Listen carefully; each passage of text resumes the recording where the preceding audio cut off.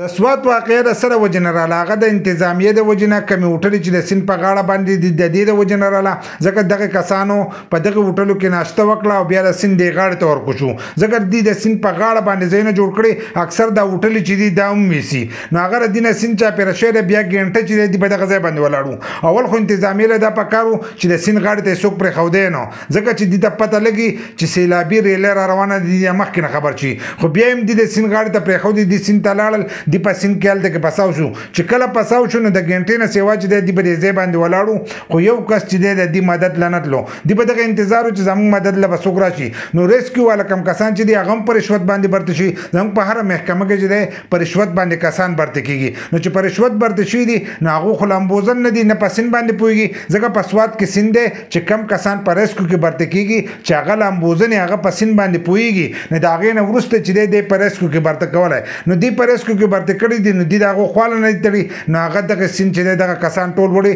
پاګه کې دوه کسان دي کډري کسان بچي او باقي ټول کسان چې دغه سین وړي دي نو دغه په تلاش کې چې دي وسوم کسان ګرځي نو سره خپل رائے شریک کوي چې د دې اصل ذمہوار څوک دي د دې واقعي